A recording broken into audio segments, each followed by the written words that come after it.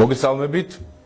საერთაშორისო გამოძიებით დგინდება, რომ თბილისის ცენტრალურ ქუჩებში დამონტაჟებული ეგრეთ წოდებული ჭკვიანი სათვალთვალო ვიდეო კამერების პროგრამული უზრუნველყოფა არის შეძენილი რუსული სანქცირებული კომპანიისგან. ეს ყველაფერი მიუთითებს და ადასტურებს იმას, რომ ანტიქართულმა ოცნებამ და ივანიშვილის ხელისუფლებამ საქართველოში უსაფრთხოების ბედი გადააბარა FSB-ს, საქართველოს მოქალაქეების ბედი გადააბარა FSB-ს და ცალსახად არსებობს ძალიან დიდი საერთაშორისო საგარეო საშინაო რისკები, რომელიც მიმაგრებული იქნება და დამოკიდებული იქნება პუტინის რუსეთის FSB-ს კონტროლზე და გადაწყვეტილებებზე.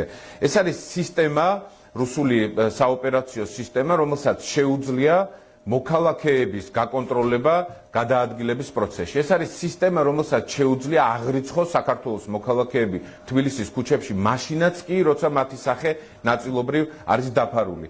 ეს ყველაფერი ივანიშვილის ანტიქართულმა რეჟიმმა აამოქმედა მაშინ, როცა თბილისის ქუჩებში მიმდინარეობდა მრავალ ათეულ ათასიანი საპროტესტო აქციები.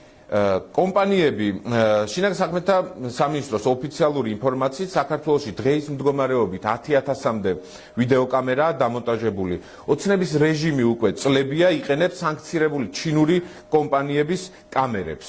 კამერები ეკუთვნის ჩინეთის კომუნისტურ სახელმწიფოს და იქ არის წარმოებული და პროგრამირება და უზრუნველყოფა ეკუთვნის პუტინის რუსეთს. ეს არის კომპანიები Hikvision და Dahua, ეს ორივე კომპანია არის სანქცირებული ბრიტანეთის, ამერიკის შეერთებული შტატების და ყველა იმ განვითარებული დემოკრატიული სახელმწიფოს მიერ, რომელიც არ უშვებს მოქალაქეებზე ტოტალურ კონტროლს, ძალადობას, თვალთვალს და ასევე იცავს საკუთარ მოქალაქეებს სხვა ტოტალიტარული სახელმწიფოების კონტროლისაგან.